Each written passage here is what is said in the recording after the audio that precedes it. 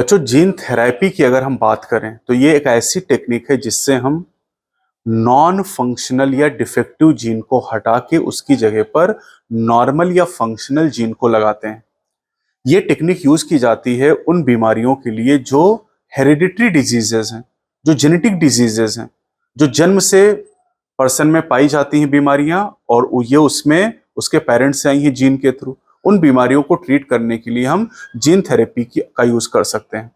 पहली बार gene therapy का use किया गया 1990 में 4 ईयर ओल्ड गर्ल में, जिसमें एडीए डेफिशिएंसी थी।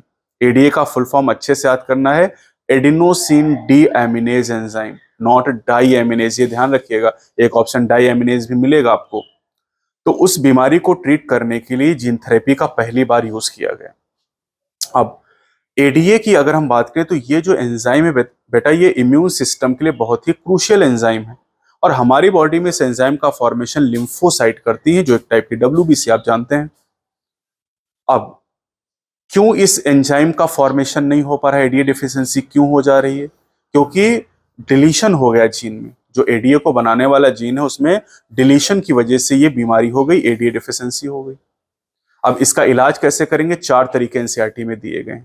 एक आपको दिया गया एंजाइम रिप्लेसमेंट थेरेपी, जहां पर जैसे इंसुलिन की कमी होने से इंसुलिन का इंजेक्शन लगाते हैं, वैसे एडीए की कमी होने से एडीए का इंजेक्शन लगा देंगे, एंजाइम रिप्लेसमेंट थेरेपी। दूसरा, बोन मैरो ट्रांसप्लांटेशन कर सकते हैं, लेकिन ये दोनों मेथड टेम्परेरी है, ये परमानेंट क्योर नहीं, ये कंप्लीटली क्यूरेटिव मेथड नहीं है।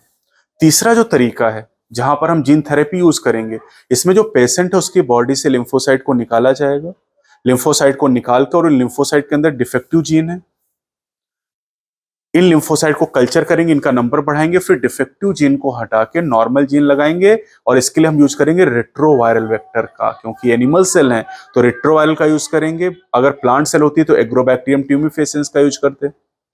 तो नॉर्मल जीन को लगाया गया, डिफेक्टिव जीन को हटा के, दिस इज जीन थेरेपी। और फिर इन लिम्फोसाइट को वापस पेशेंट की बॉडी में डाल दिया गया। अब पेशेंट की बॉडी में नॉर्मल लिम्फोसाइट है, नॉर्मल जीन है, तो फिर एंजाइम बनेगा। लेकिन ये तरीका भी परमानेंट नहीं है, ये भी टेम्पोरेरी है, क्योंकि ये जो लिम्फोसाइट ये इमॉर्टल नहीं है, ये अमर नहीं है। तो ये भी तरीका टेम्पोरेरी है। तो परमानेंट इलाज क्या है?